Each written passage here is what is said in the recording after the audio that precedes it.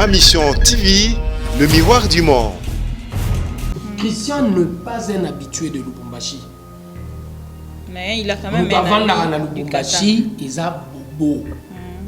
Et Bobo Tshisekedi a vendu vendre dans Lubumbashi du vivant de son père depuis 2008. Kaïm Bissa Bandai Kofongola Mongonae pour Beta Masolo qui a. Et le président l'a dit dans le conseil des ministres. Que Azala qui wana na musala ya kolandela. Kolandela, je dis très bien. Il y a kolandela directeur, il y a cabinet président et puis il fallait landela président. Nazo lingate mboko eko ya kana c'est trop. Au moins la famille Tshisekedi na ngoto beta lisolo. Non ba sali millionnaire té. Ba ko s'afficher peta. Na yebiso que non ba sali millionnaire té. Mabi. Tata mukolo bongo. Mais ça li kamba rétro. Bazo komisayo, bazo na besoin ya marché. Yo lobi nanga ki na bongo kobisa. Nanga ina moto ayaki na marché. Wana tant to comme la justice et que la témoignage ya Jamal n'a pas preuve. Et je crois il est pour tous les entrepreneurs congolais une leçon. Tout ça la différence entre une facilité où ils ont la famille Tshisekedi n'a enrichissement illicite. Il y a la biso ba preuve, la justice va s'en saisir. Là, ils allaient kolobela oni. Appel à étudiants et locaux penda pour une fois interpeller biso. Pourquoi je me permets de dire interpeller? Pour la simple et bonne raison, les étudiants différemment na baction basalaki liboso. Qu'est-ce qu'ils ont fait? Ils se sont permis de tuer un policier, ils ont pillé une banque, ils ont cassé. Mais cette fois-ci, ils ont tapé dans le mille sans pour autant passer à l'action en violence. Ils ont chanté.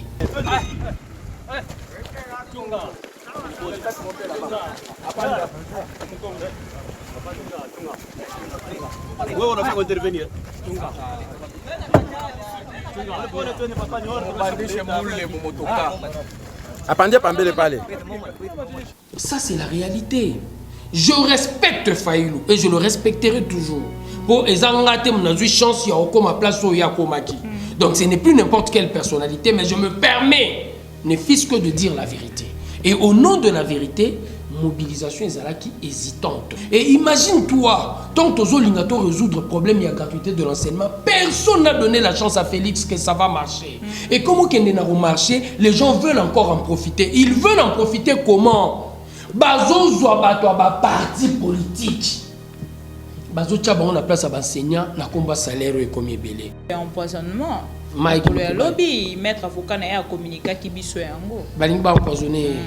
Soki za na bato balingba sala ba bongo biso to mener combat. Je peux ne pas être d'accord avec quelqu'un. La vérité au centre de notre préoccupation va permettre au Congo d'aller de l'avant. Il faut nécessairement ce que le kanga Mike. Quoi ça il a faute?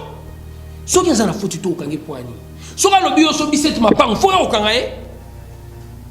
Il a dit des choses, je vous assure. Les autres travailleurs, non? Mais quand vous êtes venu en quittant votre Chine là-bas, est-ce que vous avez vu les Congolais là-bas en Chine? Chez vous, venir travailler là-bas? Vous cherchez le travail chez vous? Mais quand vous venez dans un pays comme le Congo... Il nous a étonné pour tout le monde qui est réellement de Kokoro Nyangi, na Kabange. Et le Belukuta Kabange nous qui a un peu réfléchi, mais à Kokoro Nyangi et Debordaki, quoi qu'il ne bête à l'issolo, que ils vont se venger. Sikoyo Moussale Bandi pour la première fois na Kachamboka na biso Moussala na silité bazo interpeller Batou. Pour Baïbsa Bango vous n'avez pas respecté le timing et nous ne voyons pas clair. Lingaki nini président interfédéral à PPRD à Lingaki les kinaye à famille. Nous doit comme beaucoup sa place sur la libéra. Mais yé moto atia qui suspension en état stratégique ba rappeler na Kacha parti. 5 sièges na députation nationale pour Nangalie, mais 5 sièges pour la provinciale. Mais yo tiré dans bateau IDP, c'est plus mon tikeli. Très jeune, efficace chaque jour na terrain. Congolais, en plus pour réellement réalité à vie en communauté et comme ya bisognon surtout. Il faut nécessairement à respecter Mibeko et puis à se faire respecter. Profit à peuple les alliés côté. Moi, je vais freiner pour la coalition. Ma Mission TV, le miroir du monde. Ma Mission TV, le miroir du monde. Bienvenue à Bande Cognon sur Allo Congo. To bengi bino po boza la penza ebele.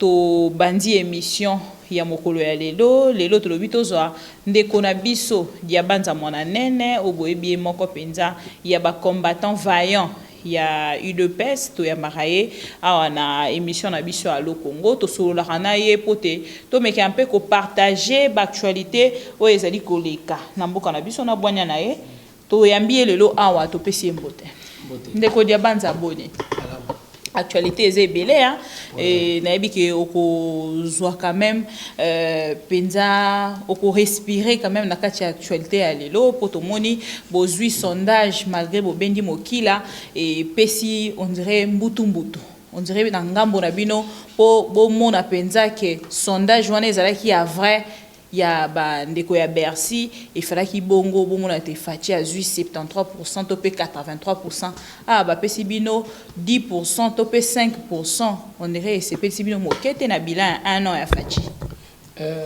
biso na kati ya démarche na biso surtout moi particulièrement nazara na tendance ya ota la vérité so mabeza na loba mabe so bolamu eza na loba bolamu.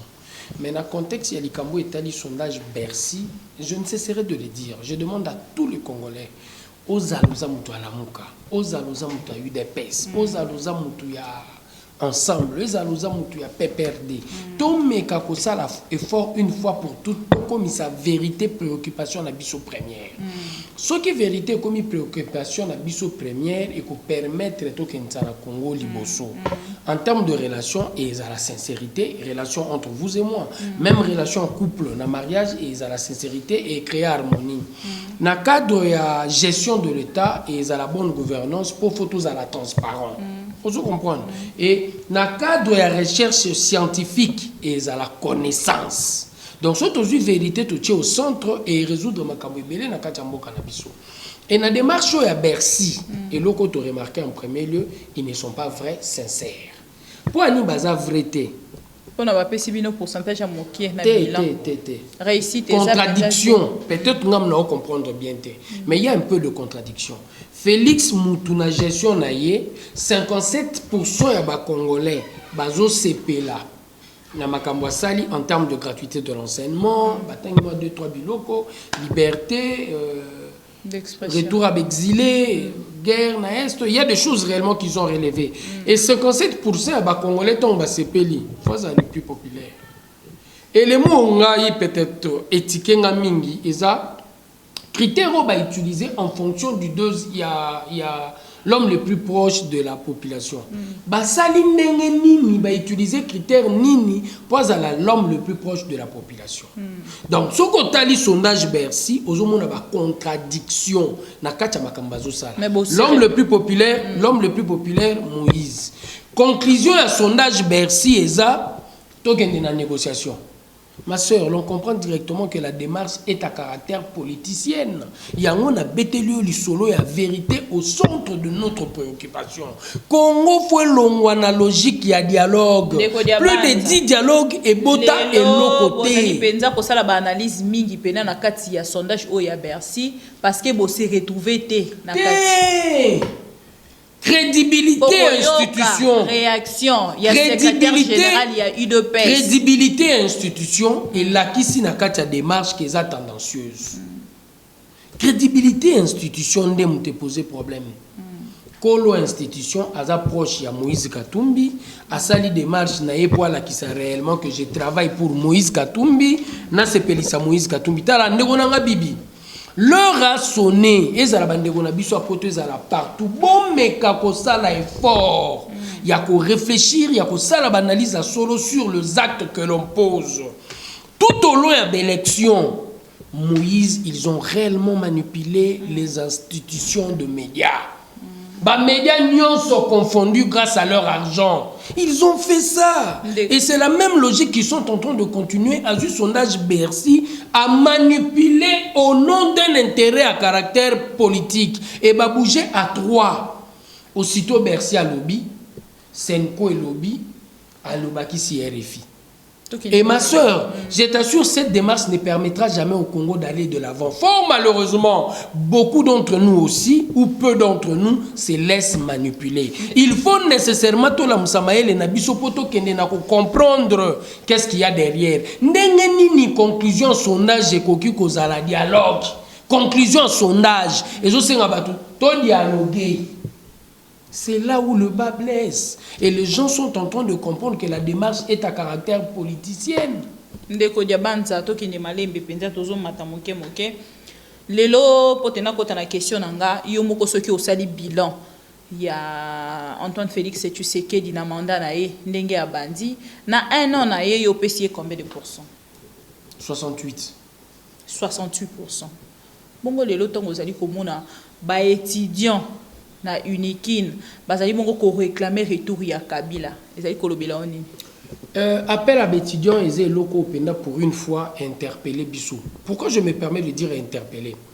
Pour la simple et bonne raison, les étudiants différemment dans l'action Bassalagui Bosso. Qu'est-ce qu'ils ont fait? Ils se sont permis de tuer un policier, ils ont pillé une banque, ils ont cassé. Mais cette fois-ci, ils ont tapé dans le mille sans pour autant passer à l'action en violence. Ils ont chanté. Le retour de Kabila. Na yebisio jeme quiconque a défi. Soto salisi élection na minute to beta di solo na katia Unikin. Félix Kamta a gagné. Ça je t'assure ma soeur. Malgré n'engue bazo yemba. Quand ba yembi eza na sakanda. Et kanda na bango eza dû na debiloko. En premier, Minerval. En second, bazagi délogé. Et deux biloko wana. Moko ils a déjà résolu. Moko ils a déjà résolu. Si basali retour et ba osa la retour sans le cours. Et ba osa la retour, na place tozo bongisa. Ndeko bibi. Place bako bongisa ndenge nini bazo bongisa ba homme. Matériel et kangami na coronavirus na bazo Chine peut-être n'est pas informé. Le contrat a déjà été signé. Oui. Les aléas où ils ont la biso au kosenga na gouvernement congolais et comme abanzambete. Les aléas et la moutounion surtout au sommet de l'État nangonga oyo pongai peneti commerçant 2-3 biloko nanga la Chine et kangami et je ne peux pas me permettre de dire par rapport au contrat que j'avais eu dans l'entreprise il faut nécessairement na tomboka. On peut pas se dire que c'est très tôt de déloger les étudiants parce que risque wana topé danger wana boke ko simba na 18 ans Kabila ya sala yango te. Biso to na différence na Kabila. Biso to za pouvoir au bavota ki. Différence na biso vani en premier lieu. To mener combat sans minduki, to commis na pouvoir grâce à peuple et en aucun moment grâce à peuple, grâce à négociation. Grâce à peuple. Ne te trompe pas Bibi. Ne te trompe pas. C'est juste une question. Et je t'assure ici au Congo, je mets quiconque en défi en dehors de l'UDPS na yebiso sous l'élo. C'est nga parti mo beton sa stade. Politique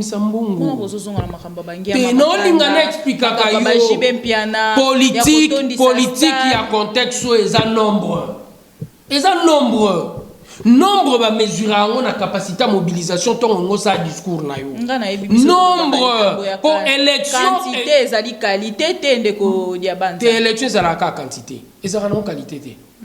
Élection ezala ka quantité. Muto va voter belé mutabimaka.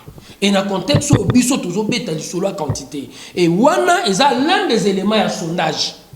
Quand on dit ça stade, wana est l'un des éléments à sondage. C'est un Moïse Ameka. Ah, on a dit ça, l'homme le plus populaire sur le tonda. Soit Bimisi Mbongo Moukié, 1,8 million. Fayulu, l'homme du peuple, à Rotondi. Ça, Olanda qui bande konae, Basole Kanabate. Dernier tour, nae à retour, ah, on a Kinshasa, il ne faut pas tromper les gens. À comment 11h, Abima 16h. Bemba Koma 7h, Abima 14h. Vous mettez la rabatuma solo. Parce que ceux qui sont à l'extérieur, faut pas Abilo Koana. Nini Sali, Abima en retard dans l'aéroport. La mobilisation était hésitante. Ça, c'est la réalité. Je respecte Fayulu et je le respecterai toujours. Pour Ezangate, mon chance, il y a encore ma place au Yakomaki. Donc, ce n'est plus n'importe quelle personnalité, mais je me permets, ne fût-ce que de dire la vérité. Et au nom de la vérité, mobilisation est hésitante. Et dans la logique de mobilisation hésitante, pour nous, ce stade, il y a des éléments à sondage. Il y a des éléments à sondage. Merci beaucoup. Il y a des éléments à sondage. Et ça l'a mis sans leader Nabiso. Son leader Nabiso, soit s'est déplacé qui Aïe, stade de Boukani. Donc, toi, les locaux qui ont dit sa nombre à mobilisation à UDPST na Kinshasa. Je ne suis pas en train de le dire par orgueil. Et Boukanate, pardon, de Kodia Banza. Parce que je ne suis pas en train de le dire par orgueil. De mouton, les lots aux Coca-Cola, c'est un gros penzate, ceux qui te bandent la stade de Gozoabi sur les sous-temps. Et ça, la question moins importante, tout par rapport à 68%, quand on dit soit étudiant, il y a un place où il y a des choses qui sont uniques, les étudiants vont ça la même à Bibi. Ça l'effort, Tamboula Congo tout entier. Congo, je ne parle pas de Kinshasa. Tamboula Congo tout entier. Betali Sola Félix Tshisekedi partout. Tata Oyaye bien importance. Il y a pas si Azara qui n'a pour n'entendre que ça moi naïe. Élément liboso. Ils ont permettre de gagner un grand nombre de Congolais. Ils ont gratuité de l'enseignement. Malgré que ça dépend de la mesure, Kokoso est normal, quelque chose de plus normal. On est dans un pays qui a été détruit pendant 52 ans. Place où nous on l'appelle Yabandegonanga ya Poto. Accompagnons ce régime pour la simple et bonne raison, ils ont une réflexion, tout résoudre problème réel. Il y a approche au moko na pour l'État. Ce qui va passer un poste de responsabilité et l'autre va poche. Et imagine-toi, tant que tu as résoudre le problème, il y a gratuité de l'enseignement, personne n'a donné la chance à Félix que ça va marcher. Et comment qu'il n'a pas marché, les gens veulent encore en profiter. Ils veulent en profiter comment? Bazo Zouabatouaba, parti politique. Bazo Tchaba, on a place à l'enseignant, na combat salaire et comme belé. T'as la députée Tony Mwaba, Alinga qui est déjà combat. Mais na moni ba syndicaliste, enseignant, c'est coupé et autres. Bazo Linga Basenga et Otikana nous, aux la maîtrise à l'autorité. Nous comprenons quelque part qu'il y a un problème. Non mais balobi fois à la mouta domaine pour qu'il meka ko justifier makamonia sur yazo kende na justice. Aza député. Et en tant que député, il a le droit de regard sur tout ce que le gouvernement est en train de faire. Et en tant que tel, tala, banda Congo et banda, malaliboso va député bazana musala makasi. Pourquoi il y a un collectif qui est moko? Mais il a le droit de le faire seul. Est-ce que c'est une infraction? À cause de ça, on a peine à député Moussouba Sali de Marchouana. Mais le problème est total de qualité à travail. C'est la qualité du travail qui va réellement justifier s'il est bon ou il est dans le faux. Moi, j'estime quelque part qu'il faut bâtir ça. Non, ça la poto lingi ba député na biso. Ba non la logique au Kansa, le boko tombola, ndenge papa Molière azai koloba. Papa Molière a lobi Moussale Sala Maraté qui député, mais on voit le Tony Mwaba. En dehors de Tony Mwaba, tout le monde va Jean-Marie Lukulasi. Azamouto FCC, rien à voir avec l'UDPS. Mais je me dis quelque part, dans mon niveau, on débat enquête sur ceux de moutons. Et enquête sur ceux de moutons, les le memi batunakati, il y a boloko. Et j'estime que c'est un travail qu'il faut nécessairement louer. Et ça n'a pas couleur politique. Mais enquête venait et ça dit qu'au salama pour n'en te grand coupable bazali banani parce que kota la mindele on a penza ndongo zali ko mona bango quelque part to ko mi le belate que et zali bongo bateau ba kei bongo na motambo il y a programme il y a 100 jours il y a chef de l'État. Ma bibi on a un mal. Nous avons beaucoup détruit pendant 52 ans. Et dans 52 ans de structure, on a biso l'essentiel, la réflexion, on a biso. Même quand on est à l'opposition, même quand on est au pouvoir, et comme on est. Pour nous, classe au bazo tangi sabiso na ISP menino na unikino uchotanga o remarqué bato bazo tanga bien te. Ah wana obetelo lisolo na za criminologue te. Mais je me permets de te dire, quand on est en train de faire une enquête, on parle de faits. Yo na mutu na yo koza na mutu zo soupçonné. Caméra Mouibi. Mais c'est pas. IDPS ne lobby caméra Mouibi. IDPS c'est ce que nous avons dit. Kwani na oloba vidéo. Kwani na oloba. Bazo sala ba déclaration de Tikanga si ça ma bibi. Kwani na zoloba. Ils ont tendance Oyo Kinshasa et Zozou na problème wana. Mais j'ai dit directement, on parle de faits. On ne parle pas de nom. Et partant de nom, sur le mot là soupçonné. Il faut que vous opposez parmi les premiers bateaux soupçonnés quand tu es en train de faire une enquête. Et enquête, vous allez impartiale. Et dans le contexte actuel, le parquet s'est saisi du dossier pour accomplir énormément la Cour de compte. Et le parquet qui est en train de se saisir du dossier, à la phase, il y a instruction. Et dans la phase d'instruction, il faut abandonner la batoissé. Et batoissé, bakangami pour na nini. Pourcentage yambon et bimina maboko na bango n'exécution ya travail et ça se correspondre par rapport à timing au bango ba pesaki par rapport à rétrocommission Ce qui est la rétrocommission, ce que place faut on bala qu'il y a eu rétrocommission. Mais ndeko Jamal a lobby yango azali moko ba prévenu il y a présumé automoni a eu parole na kati ya prison. Yo moko landi divergence eleki. Na landi li solo ya rétrocommission pas na été na landi qui na 78 ans tata mukolo boy na boloro boy. Non, ce qui te 82 ans, ce qui te longola hypothèse zolobela. Mais to kende na o esika lobby ndako basenga ki a signé basengi contrat à 900 maisons mais na papier na contrat comme à 1500 maisons. Ah beti solo bon. À lobby ango il y a les vidéos. Ça c'est déjà une bonne chose pour nous, c'est que les gens doivent être arrêtés. Nde esika oyo tomoni ministre ya justice atomboki penza ko mona vice akei bongo kotala ba présumé. Mais les gens doivent être arrêtés, c'est que vice a aidé Bissou. Même s'il y a un torse, Nelo, Salim a aidé, c'est la vérité. Ce qui est à 900 à comment 1500. Nan score que bologo. Bato ba ki kokomisa e. Ah, ma bibi. Tata mukolo bongo. Mais ça li kamba rétro. Bazo komisa yo, bazo na besoin ya marché. Ma bibi. Yo lobi nanga ki na bongo kobisa. Nanga ina moto ayaki na marché. Wana tant to comme la justice et que la témoignage ya Jamal n'a pas preuve. Et je crois il est pour tous les entrepreneurs congolais une leçon. Donc comprendre que dans l'avenir, grâce à régime à Félix, les entrepreneurs faut pas comme prudent. Mais rétrocommission. Bongo. Ma bibi, na rétrocommission bandi misanga 600 maisons. Oh na kosala te 600 maisons. Mais Jamal n'est pas intelligent. Si c'est vrai ce que vous dites. Il y a des 600 maisons. Oh on a kosala te na ndimi ko signer document nango. Mais il va faire la prison. Il va c'est une personne âgée, c'est une personne âgée. La personne âgée à côté de 80, na troisième âge déjà. Soka violé à côté de Boloroté, soka yibi à côté de Boloroté, soka bomi à côté de Boloroté. Nana sala yilo ngwa mabia lukuta bongo. Ba mekara ko epa.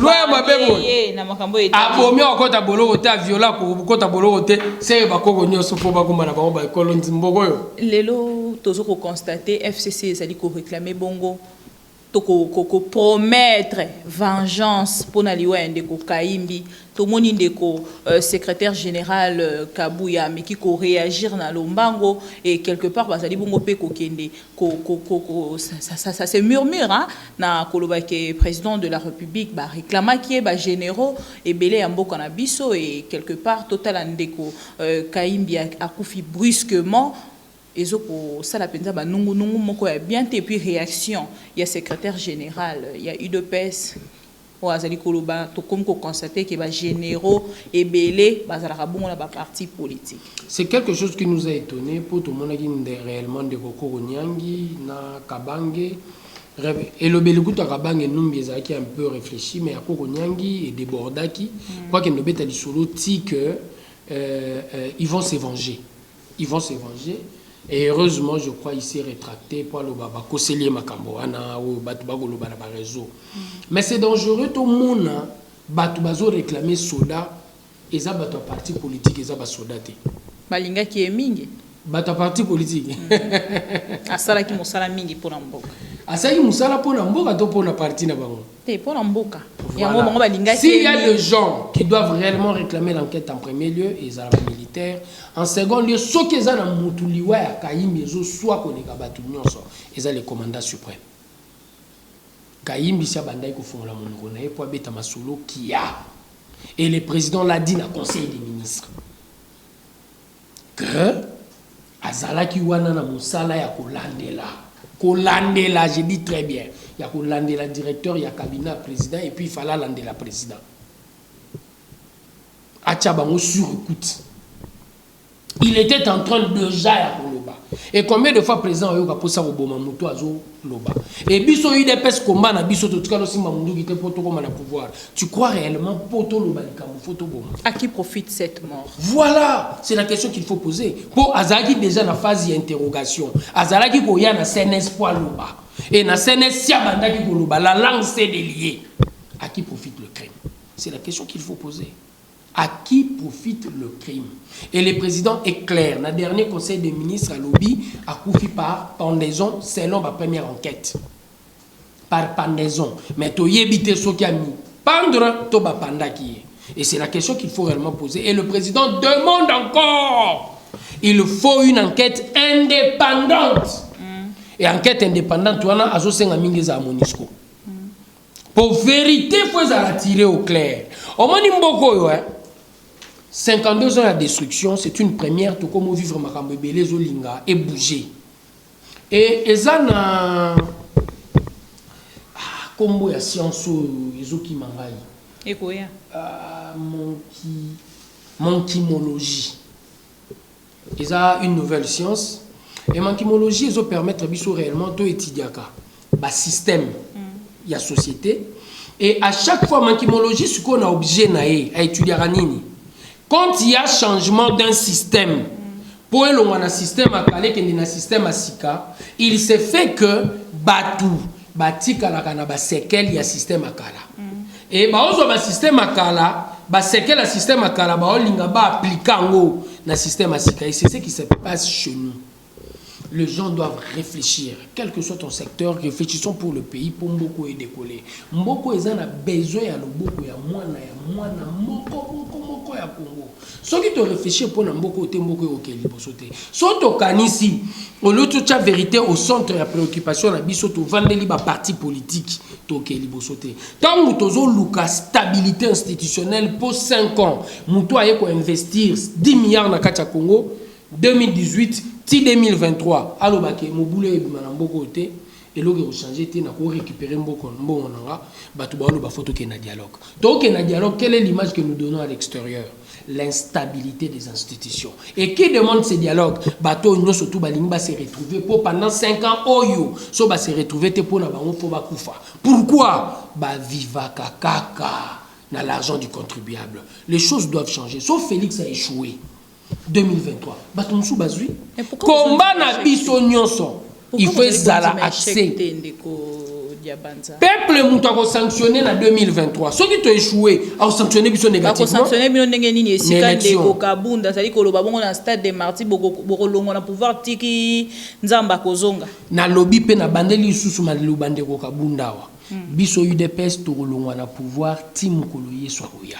Donc, élection c'est une prétention. Et dans cette prétention, c'est que vous devez comprendre, il faut remplir ma condition pour permettre que tout le monde ait pouvoir. Conditions liboso, peuple au fois comme on a vu chaque jour, auto ça et la kabola. Soit au salé li peuple au té to kolongwa. Soit qui to salé li peuple au to kolongwa. Mais neti biso to yebi que tous a eu des personnes on va travailler pour le peuple. Sois certain to tika la team. Vous allez sur vous allez ko salé la peuple. To salé.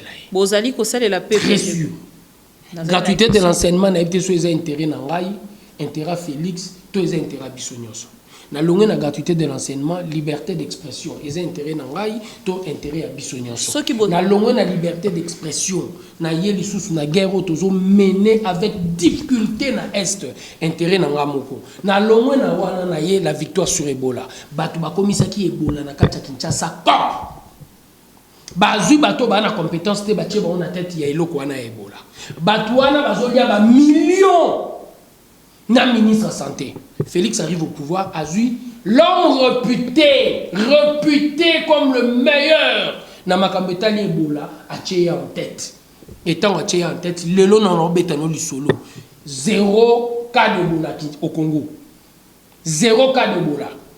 Ça c'est la première victoire du président Félix. Et tu crois qu'il l'a fait pour son intérêt ou pour l'intérêt du Congo? Et les mal de sont relaxés. Toza n'a pas faiblesse. Ce n'est pas un pouvoir parfait parce que ce n'est pas un pouvoir de Dieu. Mais au moins, l'intention qui caractérise l'homme qui est au sommet du pouvoir, c'est le peuple. Pour Nalo Barano, chaque jour, à la différence, n'a pas parti belé, n'a pas ma tête. Na yebi batwa ki senso. O Félix a yebi na kombone longi. Avant d'ana ki senso. Na yebi batwa malueka. O Félix a yebi na kombone longi. Na yebi batwa ki mbanteke. O Félix a yebi na kombone longi. Et puis na téléphone à Félix. Ba numéro na bango eza. Et na ba téléphone na bango. Ba numéro à Félix Tshisekedi eza. C'est le président de la République. Difficilement, vous avez un téléphone même ba benganaka. Et imagine-toi, à saler la Congo pour encore sa bisonio surtout wana otoana téléphone ne misalate. Faut saler la Congo. Katanga en otage par la famille Tshisekedi. Et si kabazali kotanga bongo ba enrichissement illicite, il y a famille Tshisekedi, batangi ndeko Christian Tshisekedi, batangi ndeko Bobo Tshisekedi, et si kabongo bazali penza kozwa en otage ba carrière minière.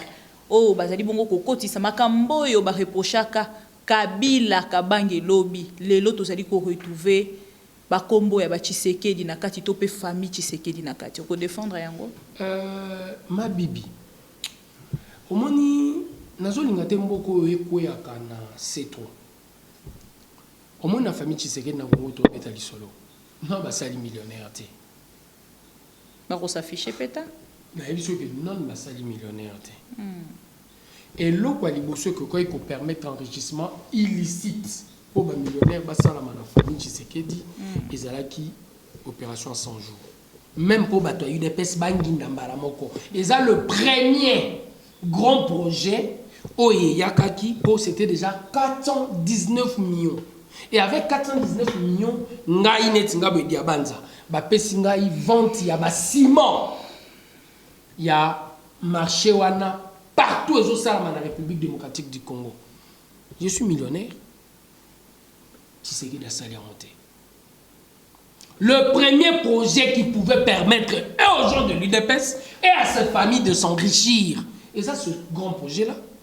Et dans ce grand projet, aucun membre de l'UDPS, comme aucun membre de sa famille, va marcher. Place au biso tozo mona pe ma bezani. Bateau bazotan enrichissement illicite. Batangue la bisso avec preuve à l'appui.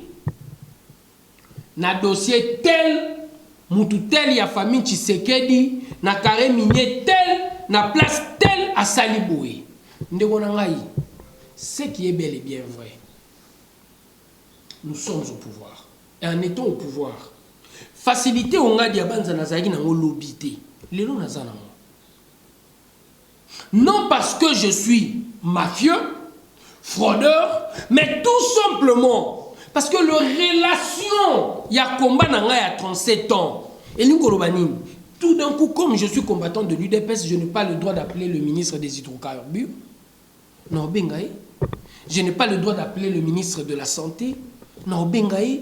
Je n'ai pas le droit d'appeler le ministre du Tourisme. Étant mon ami, je peux l'appeler.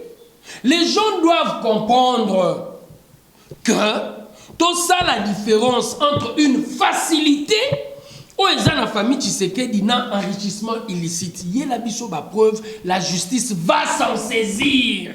Et le ministère public, il y a un président qui est si nommé procureur et président de la cour. Même moi, si nanga boyoki na dossier à ma bé. Bon, est-ce que vous avez accusé de Christian Sali même, DG, Kamine, garçon de course naïe. Et si Kapenza Azali Bongo ko manigancé, est-ce qu'il est interdit à Christian Tshisekedi d'avoir des amis? C'est quelqu'un qui vit à Kinshasa, qui vit en Europe. Ah, ma soeur. Où est comme ici, on ne peut pas permettre réellement à quelqu'un de la famille Tshisekedi d'avoir un ami PDG. Moi, jamais. Nazamu tunauta ma tête, mais jamais. Nous sommes l'UDPS. Et j'en avais même Tozali na pouvoir. Il y a des DG qui nous appelaient pour appeler ce dossier, les cas dans la TV. Nous n'étions pas au pouvoir, on avait des amis DG. À financer aussi notre émission. On n'était pas au pouvoir. Bateau Balingay Makambo changé. Tozali na bango en connivence, tout en étant dans le travail. Babenga Rabiso. Comment on peut interdire à Christian? Et je t'assure, Christian n'est pas un habitué de Lubumbashi. Mais il a quand même un Lubumbashi, il a Bobo. Et Bobo Tshisekedi a vendu à Lubumbashi du vivant de son père depuis 2008. Est-ce qu'on peut l'interdire d'aller dans un coin du Congo depuis 2008? Comment les a des problèmes? Mais oui, mais si Bobo a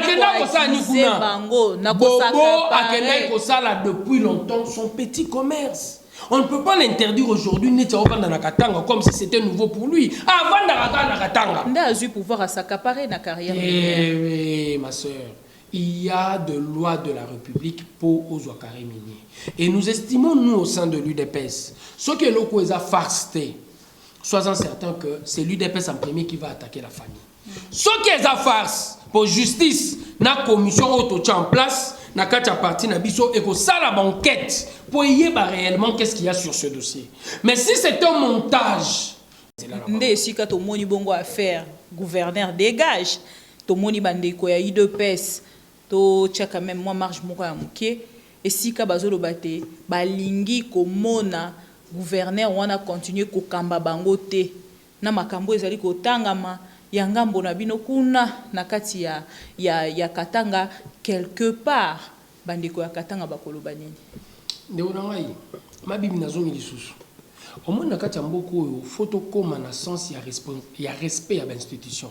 Ce n'est que la stabilité institutionnelle qui te permettre de créer richesse. Nga la salle à commerce, je le dis, na salle à commerce. Omona en tant que commerçant facilement na kenda na 8 ans sous $1000 nanga na ke tchane loko nazo risqué. Et tant on a risqué, faut nazala sûr déjà après étude que $1000 nanga na tie et koki kozunga. Ce que muto azoya na ba milliards à ça la étude ce qui la situation politique de ce pays là va perdurer dans la stabilité pour permettre à croire que $1 milliard on a en espace à 6 ans on récupérer. Mais ceux qui m'ont connaître stabilité politique té bato mbongo ya solo bakoyaki Topia General Motors n'habitabi place comme marché de la liberté. On a pillé General Motors. Musika États-Unis a eu la usine naie awa ya montage ceux qui avant de mutuka. Nous avons pillé. J'étais très jeune. Nous avons pillé. Et moi, j'estime quelque part, ce sont de mauvais signaux. Oh, et là, qui ça monte en bon union sur l'Ibanda, quoi, en bon on a congoté. Parce que ceux qui n'ont pas logique à Kassai, bande qu'on faut pas comprendre au nom. Katanga. Non, la commune à Kassai. Ceux qui n'ont pas Katanga, Azala FCC, bande qu'on faut pas comprendre que au nom de la stabilité institutionnelle, vous dites que les 5 ans, ceux qui ont échoué, vous savez, bolongo lié. Pour bolongo la moutou, il faut flagrance et zala. Faute il y a constitution et zala. Quand il y a violation de la constitution, je crois, le Parlement est là pour l'ongolaye. Au cours de la moutou, pour bino boza groupe abatumoro bebo c'est pelanaete pour des raisons qui sont vôtres. Il faut comme à la France, batubabimi pendant 8 mois contre Emmanuel Macron, bah gilet jaune. Mais en aucun moment, il y a des missions à Macron, il y a des réformes. Ceux qui ont commis un respect à l'institution à niveau, est décollé. Et c'est ce que nous devons comprendre. Que vous soyez en Europe, que vous soyez à Kinshasa, contexte yombo cannabis, senga bana nango nyonso, bino nyonso, biso nyonso, tout sangana comme un seul homme. Non, pour tous à derrière Félix Tshisekedi, mais pour tout réfléchir. Qu'est-ce qu'il faut faire pour le Congo, pour Congo et décoller en respectant en premier lieu les institutions. Ceux qui ont respecté l'institution, tu as un mode d'emploi à la Constitution, ou un mode d'emploi de la République, sois-en certain, on est appelé à disparaître comme État. À chaque fois, dialogue, négociation, dialogue, négociation. Ça a 5 ans, 5 ans, c'est ce qu'il faut faire. On met plus sur le sud. 5 ans sur Simbité, là tu parles de quel cas? Du cas Katanga. Ceux qui Simbité, bon, on est au Balaye, peuple du Katanga. Na Katanga, nous on est au sommet de l'État. Au Katanga, c'est FCC qui est là-bas. Mais tant que après 5 ans, et vous allez bango tene ba rozala balé na pouvoir ko bandana sommet nango. Ceux qui te géré ma bête, biso te géré ka bien. Et la gratuité de l'enseignement, nous poursuivons avec notre mission, mais sinon, parce que tu parlais des carrières, cette vidéo que je vais vous mettre tout à l'heure, c'est une vidéo où il s'est passé Nakati, Yamakambo, carrière. Cette fois-ci, ce sont les Chinois. Au Bazali Kuna Penza, Bazali Kosala Moussa na Bango, na carrière na Bango, Bazali Konyoko la peuple congolais. Bazali ko pesa bango mbongo na bango te basali mosala na ko beta bango lokola bana mike. Alors na sepeli na autorité oyo tala acte asali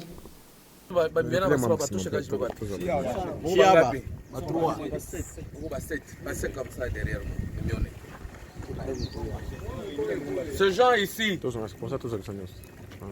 vous leur payez leur argent maintenant même. Ils laissent votre travail. Et moi, je vous assure que vous n'avez pas 5 jours ou une semaine.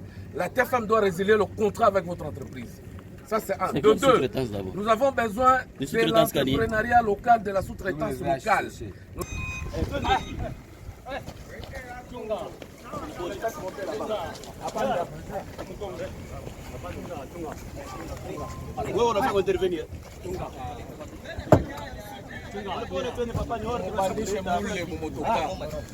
Apandie pambele pale. Apandie pale.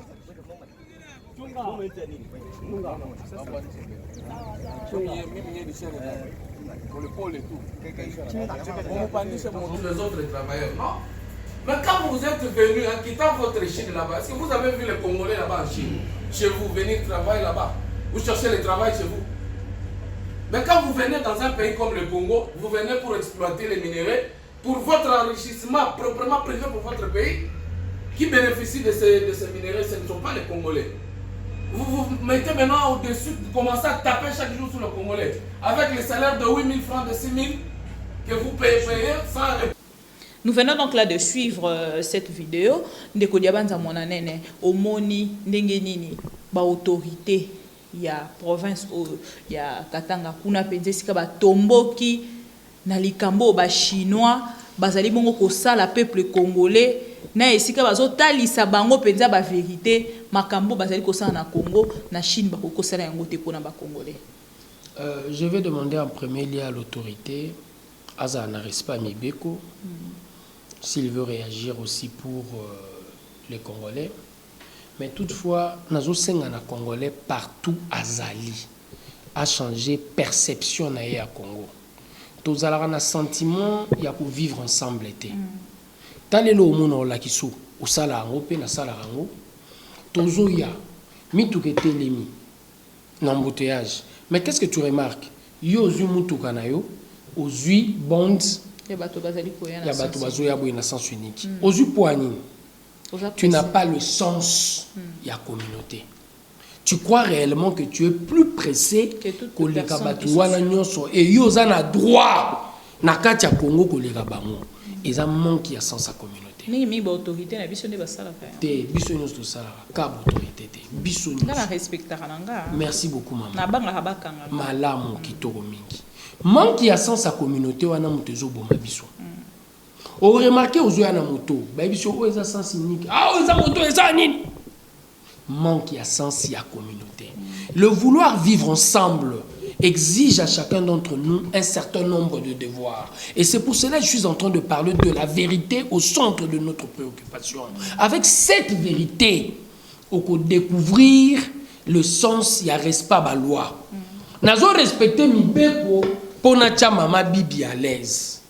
Nazo respecter mi beko popé maman bibi pas respecter pour changa à l'aise et compromis on a to créer un respect à texte et ça la beauté de la vie en République démocratique du Congo. Mais malheureusement sans soin à vivre en communauté tout ça na monté tant aux à place batu batele mina mulongo toi tu veux assez que tu sois servi en premier et là une fois en Afrique du Sud na koti shop na legi batu nyonso na ke place oyo bazo servir donc na komi na bato mulongo na muto azo servir ba nyonso ba otaranga neti obima qui étranger mbamoko na baluki na comprendre qu'il y a une queue tambe nanga na kamwe siko ne kamwe nanga ba comprendre que na yeba kité bato nyonso ba seki basili kité baseki na yemba mona suka mulongo.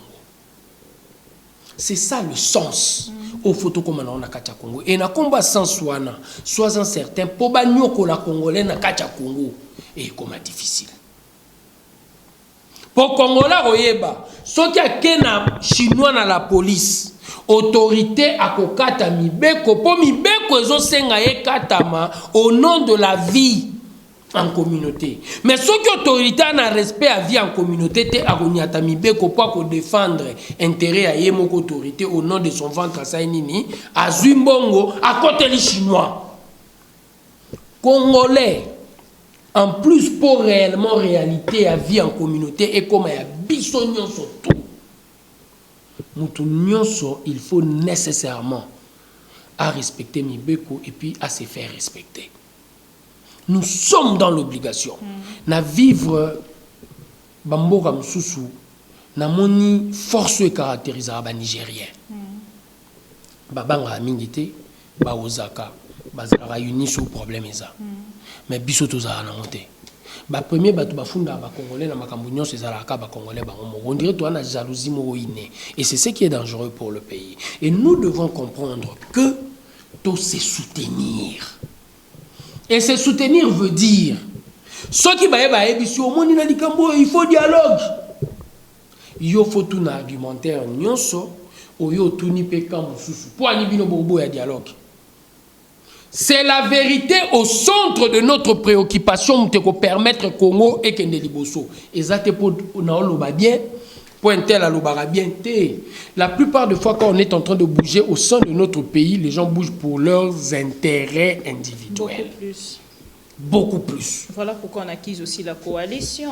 La coalition aujourd'hui, basali ko akizango pe na likambo ya centre d'intérêt. Basali plus qu'au travail na ba intérêt na bango et commis coalition des humeurs. Ce qui va s'épéliter wana kuna ba bendani koto pe ba bendani entre tambo ke freiner nanu te mokolo ba koyokana mboke zongi lisusu comme kotambola profit à peuple ezali côté ni. Mboka pende zo freiner pour la coalition. Une année où Yebi Mabibi na scène émission qui chante la défense la coalition. Parce que je disais intérêt au tozo landa biso nyonso qui n'a pas de couleur politique et zaki kimia. Kimia pour nanini. Le contexte français est tout à fait différent du contexte congolais. Il fallait nécessairement tous à la unis au nom de la paix pour tout de l'avant parce que le Congolais ba adéraka non à l'institution mais ba a tendance à adhérer à leadership individuel. Bazala derrière Moutou, mais derrière l'institution. Mais si j'estime quelque part coalition danger dans le vendu wapi. Moutaza ministre FCC en premier à na quota ya Moutou. Portefeuille ba pesa ki Bochab. Finance ba pesa ki Matata Mponyo. Donc hier Moutou pona Moutou. Moutou ana avant à servir Congo, à servir non Matata Mponyo. Après Matata Mponyo, il sert le parti pour signer ça qui est le sous Mukanda a démission en avance. Et après, il va servir le Congo. Et dans ces conditions-là, pendant qu'on a appauvri ce peuple, et l'homme le plus riche de la République, tout y est billet, où l'entreprise union soit saignée, à ça l'entreprise parallèle, c'est ça que le FCC a fait pendant 18 ans. Ah bon? Mais oui. Entreprise union somo na kanakacha Congo za entreprise mo pembeni eza individu o ezo combattre entreprise à l'état. On a au kuta a 5 têtes. Et entreprise mo boy songolo. O ena port ya matadi babomi ngo po basa rapport privé.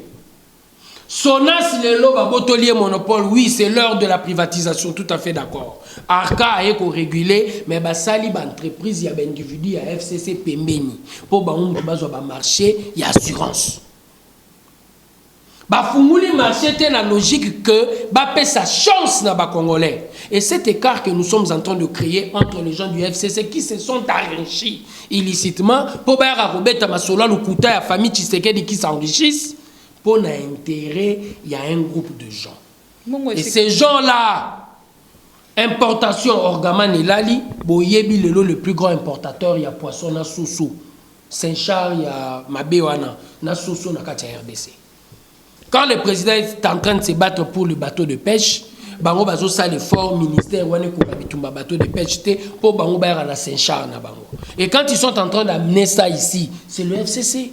Le FCC a détruit ce pays. Et je veux assez que Bandeko Nanga et Potoba comprendre.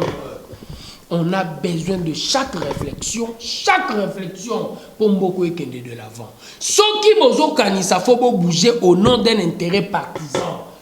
Mes frères et sœurs, pour permettre Mboko Ekende Liboso.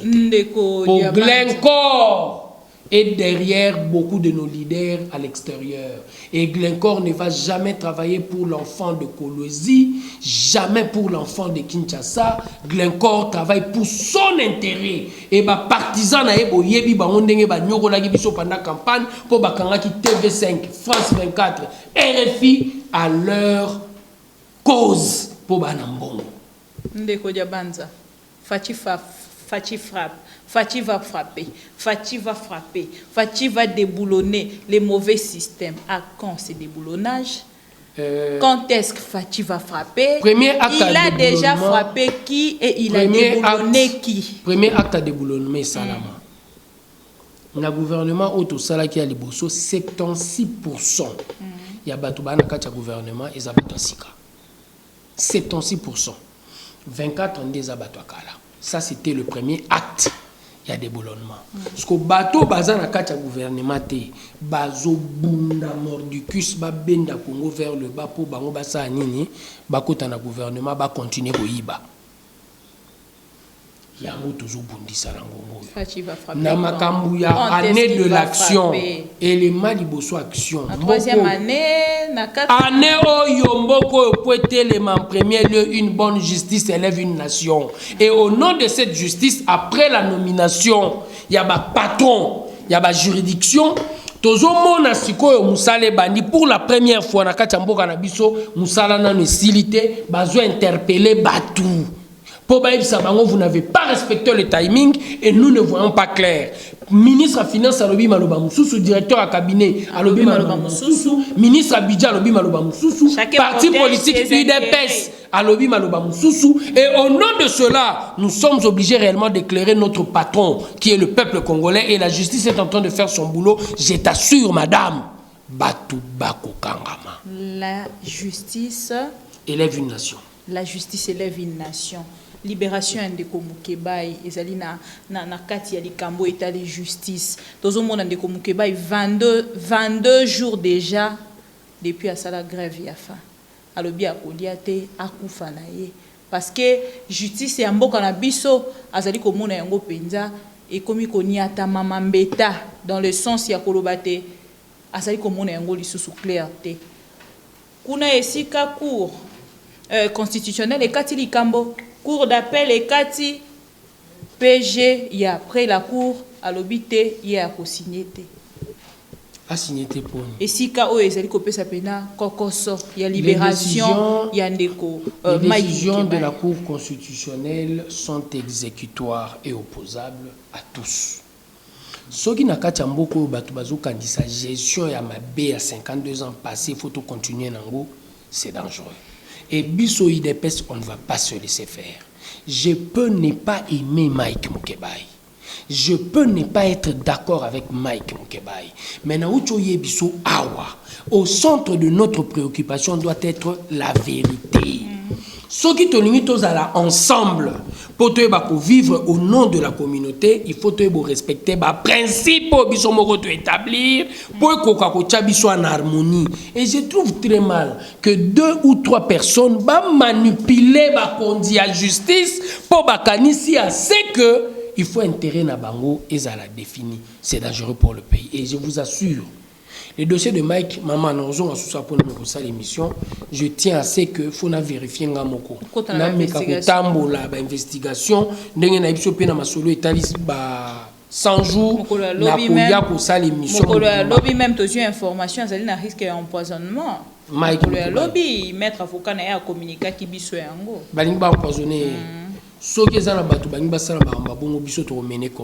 peux ne pas être d'accord avec quelqu'un. La vérité au centre de notre préoccupation va permettre au Congo d'aller de l'avant.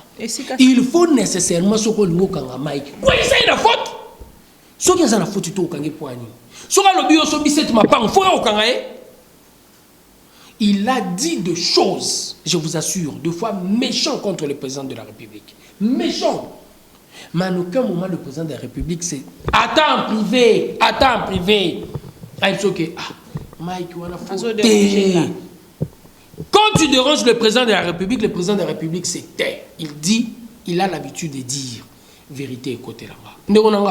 Bibi, je parle de moi. Au sein du parti, je n'avais jamais soutenu le président Félix. Et il le sait. Mon candidat pour la succession s'appelle Moubaki. Mais ma bibi, à aucun moment, sa témoignage à aucun moment, président Félix Abouya Royambanga. Soga qui tient avion, il m'appelait même. Diabandoza Pierre tout discuter. Et je trouve très mal. Netinga si na vive expérience wana azala contre Moutou pour Moutou moura poni Moïse to Faïlou. Moi il m'appelait, on discutait à deux et je lui disais en face Moutaouti Belgique à cause d'un leader dans la tête. Mais avec le temps, il a su me convaincre. Et je crois quelque part que Bandeko Mike, Bandeko Moussou na la même position. Non, va comprendre grandeur té ezalaka tandeko na biso Félix Tshisekedi na limite à koko boula ata une minute anyoko la mutu po mutu azani d'accord té nini ezali ko sala lelo bozo ko gérer penza té ba combattant ya UDPS yo zali moko ya bato bo combattre potelelo bozala na kati ya pouvoir au bozali mais ce qui totali penza na molai yango apparemment bo préparer qui ba combattanté na o ezali pouvoir ndenge nini il faut ba se comporter pour ce qui totali makambo toté kozongela mokie kaka ya katanga totali makambo même makambo wana ezali koleka bongo na Kasai oriental bazali bongo bengana Jean Maweja o azali gouverneur ya kuna tozongi na Kinshasa bourgmestre Dieu merci ça fait bientôt un mois.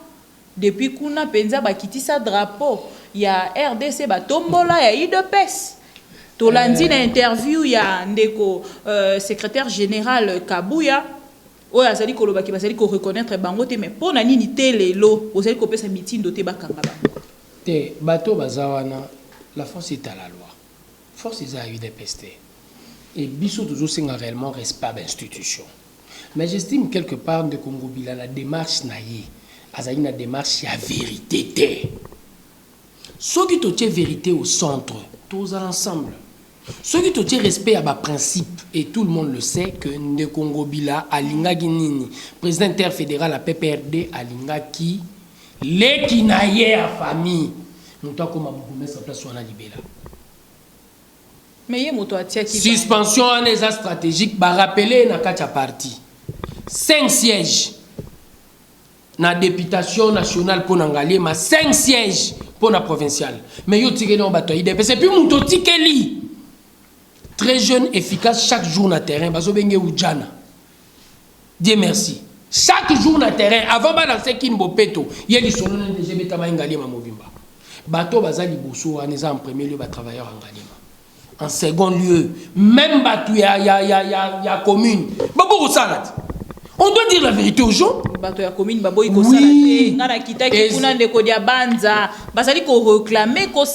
Aujourd'hui, combien de personnes? Na sondage na combien de personnes? Na sondage no. Dans la sondage na yo, mais quand ça la sondage moko impartial. Nazaki nande ko basé azapé avocat à kenda ipe investigation et lokoana. Alors oui, moi j'ai vu les gens de l'UDPS, mais j'ai vu aussi les gens de la commune qui refusent de travailler. Et je t'assure, ma soeur, bato belé ba sepelité na démarche angobila. Bato bazali ko boya ko sala na cause nini. Ba grief reproché réellement à ma bandi loi, ba comprendre que ils ont d'ordre stratégique pour les kinasala.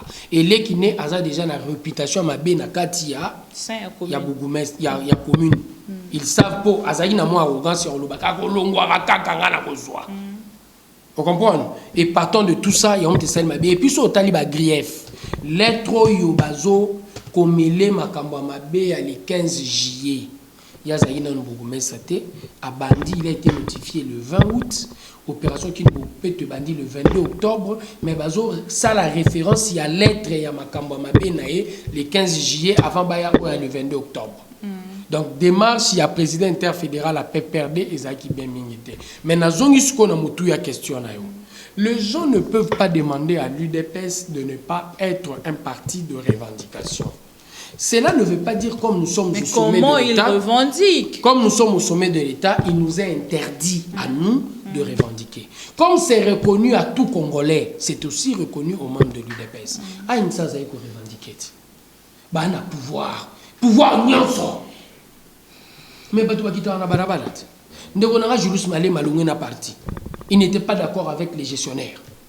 Ma soeur, nous sommes l'UDPS. Nayebiso discours nanga, et la vérité au centre de notre préoccupation. Ceux qui n'ont remarqué les deux dans la parti, l'enquête, la commission en place, tu as remarqué réellement qu'il y a des voleurs. Et le président de la République refuse de sanctionner. Yo quand tu nous allons descendre dans la rue parce que nous ne serons pas d'accord. Point ni toza d'accord. Ma bibi, aujourd'hui c'est président Félix, c'est le président Félix qui est au pouvoir. Il y a des amis qui travaillent avec lui, il y a d'autres amis qui ne travaillent pas. Vous comprenez? Et ça, réalité parti politique, c'est normal. Bateau bazo salate, baebi que, bon baby c'est la biso de peste, l'obiton mutu mususu pas gozwa, biso to sani, to sala. Alors neti bokoko baby c'est la biso de peste, ceux qui ont la gestion na yo, miibi bakomi pembeni, sanctionner. Si vous ne sanctionnez pas, nous allons descendre dans la rue. Fachi béton. Très béton. Fachi très béton. Akiti bongo na États-Unis d'Amérique.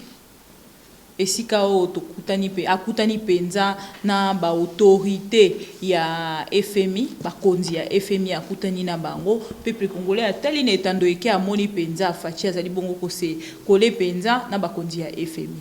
Lelo na shit o mukie tozali na yango ya mobilisation ya recette na kati ya mboka na biso tolo ba ke tozali penza ko fungola maboko déjà kozela makambo ya malamu na ngambo ya FMI malgré ba condition nyonso ba pesa biso. Toza déjà dans le processus, dans le programme PEG 3 et dans le programme WANA, il nous a été demandé un certain nombre de conditions. Et dans les conditions, toujours ça l'effort réellement à respecter pour FMI Azolinga, dépenses nabiso et à la conforme na mobilisation à recette, token de délaté. Et nous tenons à ce que tout répondre positivement à la demande à FMI parce qu'on a besoin de capitaux frais. On a besoin mbongo pour nous permettre de booster l'économie de l'intérieur, de investir. Hormis les dépenses contraignantes, de investir dans l'enveloppe pour le budget. Et c'est le travail qu'on est en train de faire. Mais toutefois, Tobo Sanate, que le grand problème na Katiambo Cannabis, on est na Uchoro Batanto, et ça manque à vérité. Et na manque à vérité, transparence, et zate, na ba entreprise union sur mobilisation à recettes ou ils ont un caractère fiscal. Qu'est-ce qu'on remarque? Coulage de recettes. Et dans le combat coulage de recettes, il s'est fait que Batuna Batuba utilise la entreprise Zouana pour l'État Batiana poche Tabango au lieu qu'il y ait un trésor public. Et ce qu'on a demandé en premier lieu, ministère des Finances et ça et la BISO, ils ont comment on appelle ça déjà? Compteur enregistreur. Donc des compteurs qui nous permettent, chacun d'entre nous quand on est en train de payer, directement ils ont enregistré pour tout de l'avant. Deuxième étape, il faut numérisation. On doit tout numériser. Combien côté et à la source, aussitôt côté. Tu as déjà l'été, il y a déjà ton côté ici $1. Ndeko matata ponyo amekaka kusala eloko ya ndeko na pe ko bankariser. Pas sur tout ça. Les gens refusent de le dire. Et c'est là où nos intellectuels et ça là en passé. Bukanga Lonjo is a vaste blague. C'est une escroquerie. Avion. Il y a Congo Airways qui est au Sumba na Papouasie. Avion na Ewana. 350 000 à Tcheli batu couleur à Enango. Fibre optique. 4G. Comment dans un pays comme le nôtre, 1000 écoles. Le Kouta les sous. Et l'argent est sorti de l'État. Dans un pays comme le nôtre, ma soeur, dans un pays comme le nôtre, tout ça n'a pas viandé. Beaucoup de fouiner n'a pas cette. Président Félix a fouiné. Ngana a fouiné.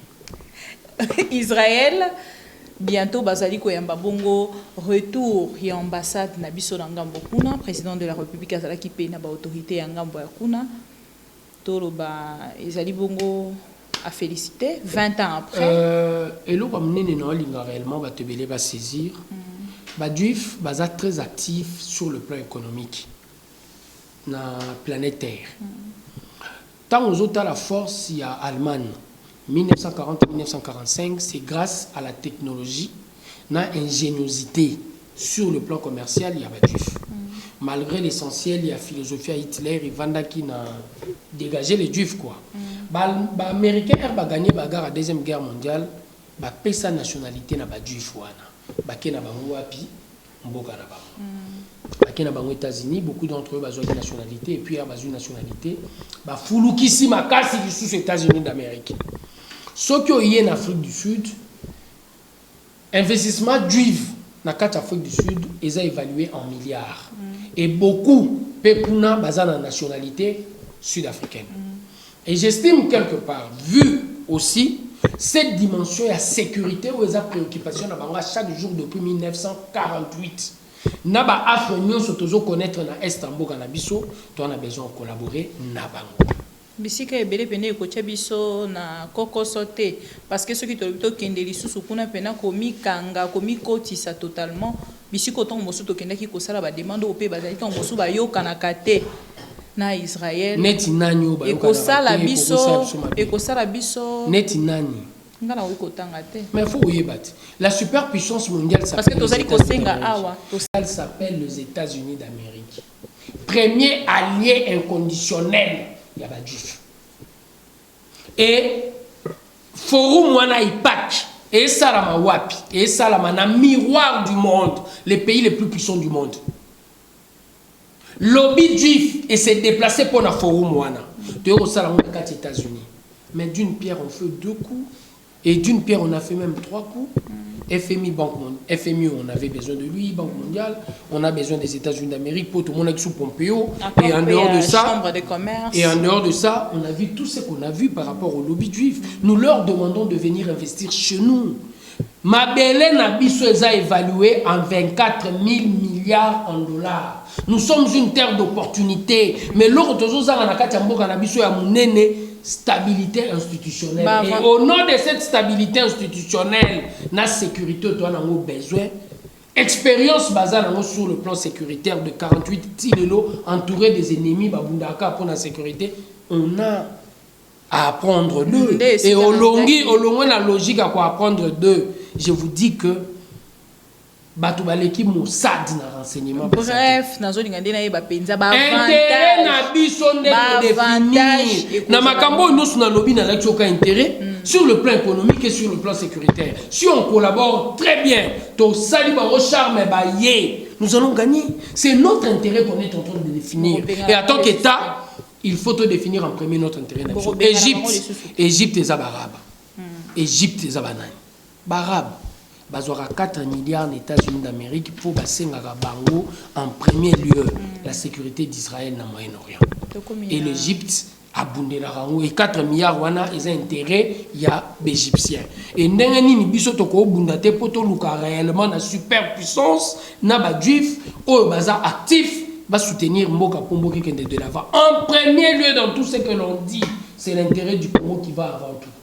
Merci beaucoup Ndeko Diabanza ndenge ndimaki ko répondre na invitation na biso pour la mokolo de l'otolobela makambo nyoso ezaki penza liboso ya actualité mais question en souke ezali kaka esika 5 ezali koloba accord FCC cash ezali accord moko occulte bazana tor mingité occulte c'est pas ce qu'il faut dire il est d'ordre constitutionnel bana tor mingité ça oh bango ba lobby ndenga na memelio ya on a lobby ils ont d'ordre constitutionnel, coalition, ils ont servi réellement République na Lolenge Sengeleli.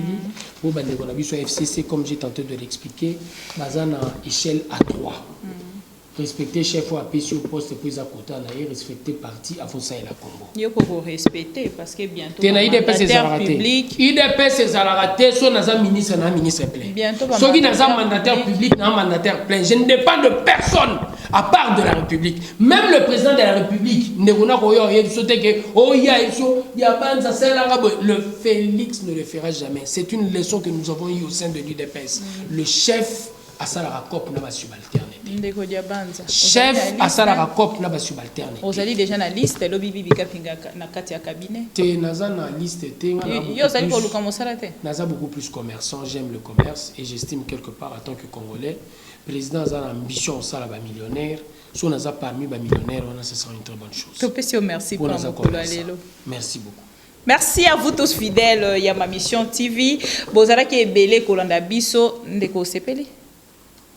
mbala sima kozonga lisusu koloba mpona kosola na bandeko na nga poto nazangaka te ezalaka elengi mais nazalaki na elema moko asuka mpona koloba réellement oyo eza destiné kaka na bato ya poto mpona moni lobi kaka merci na bitango mosusu osepeli te te nasepeli mais heureusement otuninga question mpona abakisa eloko ya suka ya ngai oyo eza destiné na bandeko na nga poto bandeko ebele mpe basengaka nimero soki lelo kopesa bango soki osilisi message na yo na bandeko na nga poto nalobi boye toza na besoin na bino ni tete l'apport de la diaspora congolaise alternance oyo tongai mpe tozwango te vous avez réellement apporté pour réussir.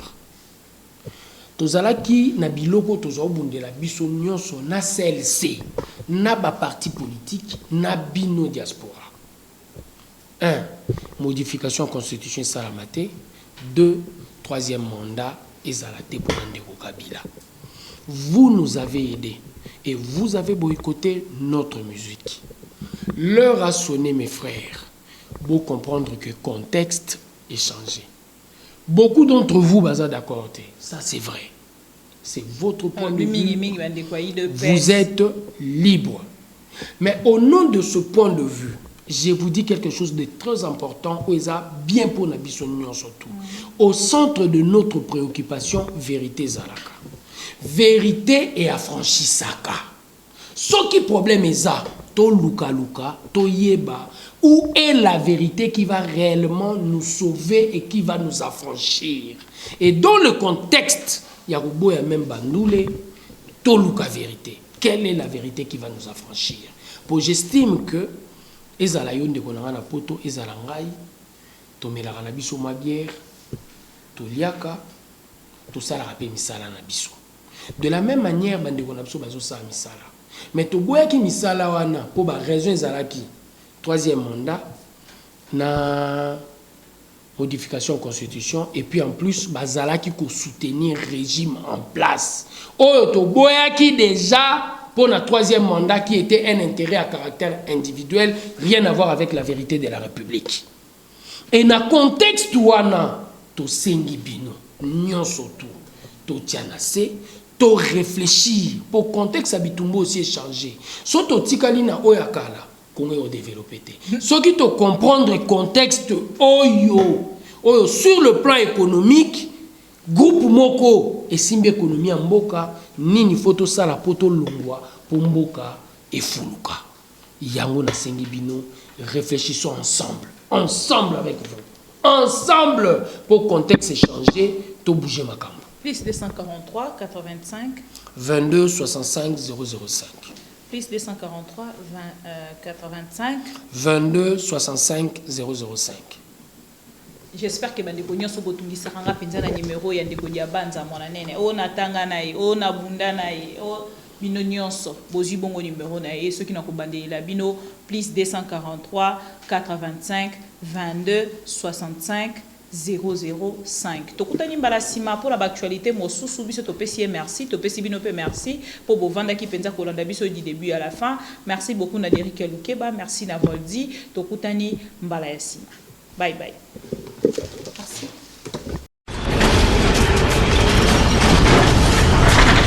Ma mission TV, le miroir du monde.